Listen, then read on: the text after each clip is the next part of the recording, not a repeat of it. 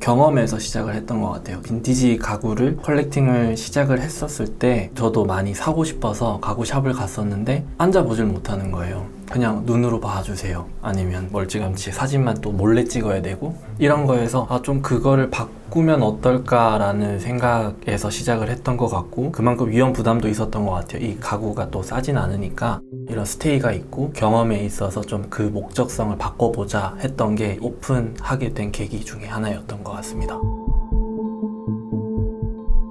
설계에 있어서 이거를 정말 잘 구현해 주실 수 있는, 이번에 같이 해주셨던 라이크라이크홈 대표님이었고, 주방이 제일 중요했고 빈티지 가구가 아닌 주방을 제일 잘 풀어내실 수 있는 분을 찾다가 그거를 정말 좀 잘 이해를 해주셨던 것 같아요. 입구에 유리벽이 있어요. 저는 저걸 막으면 공간이 좁아 보이고 답답해 보이지 않을까라는 생각을 했던 사람인데, 오히려 사람들이 들어올 때에 있어서의 긴장감도 줘야 되고 그걸 더 막아야 공간 전체가 이제 활용 면에서도 더 커 보인다라는 거에 있어서도 그러면서 좀 많이 배웠던 것 같아요. 참고를 많이 했던 건 알바요토 자체였던 것 같아요. 그 사람들이 커튼들 왜 이렇게 짧게 치고 다 창가에 가구들을 놔두고 하는 이유에 대한 그런 것들부터 굉장히 좀 세심하게 많이 찾아봤던 것 같아요.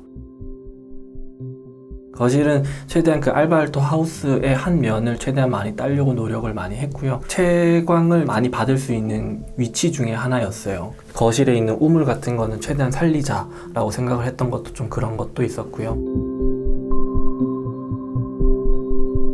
아르텍 제품 중에 이제 포스터 총 3종이 있는데, 진짜 박물관에서만 볼 수 있는 이제 화병 베이스를 만든 이제 원자 포스터고 준비를 했던 것 같아요. 이어지는 큰 침실 같은 경우에는 원래 살고 있었던 자기의 침실에 최대한 오마주한 공간인데, 그 책상 같은 경우에는 알바알토가 아닌 알바알토의 와이프분이신 아이노 알토가 제작했던 제품이고 아마 국내 하나밖에 없는 걸로 알고 있습니다. 큰 침실과 작은 침실 두 공간은 바닥이 카펫으로 되어 있어요. 좀 더 집만의 따뜻한 느낌을 주려고 이제 카펫을 깔았던 것도 있고, 김한기 작가의 작품 같은 경우에도 환기미술관의 굿즈샵에 가면 의자가 아르텍 빈티지 의자가 있어요. 그런 것들이 굉장히 재밌는 요소여서 제일 처음으로 두고 싶었던 작가 작품이 김한기 작가였던 것 같습니다.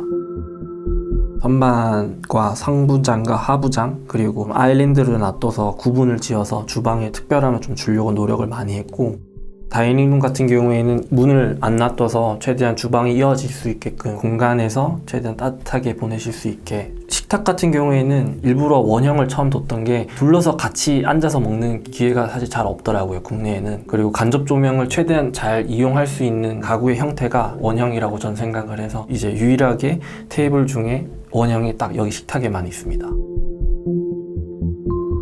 욕실에 어떤 천장에 우드를 설치를 한다는 것도 사우나를 가질 수는 없으면 사우나에 대변할 수 있는 향에서 다시 집중을 해보자 라는 시작들이 어떻게 보면 그렇게 메시지를 줬던 것 같습니다.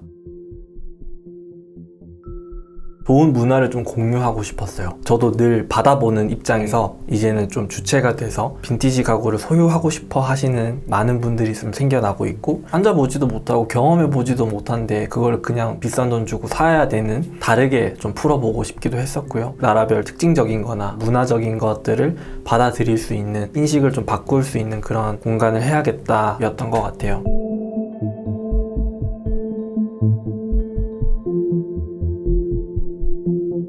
공간 오시는 분들께 여기는 이렇습니다, 이렇습니다, 이 가구는 이런 겁니다 라고 설명을 안 드리는 게 그만큼 질문을 많이 가지고 나가셨으면 좋겠는 바람이 있다 보니까 거기에 대한 언급과 거기에 대한 설명을 최대한 좀 지양하고 있는 편이긴 합니다.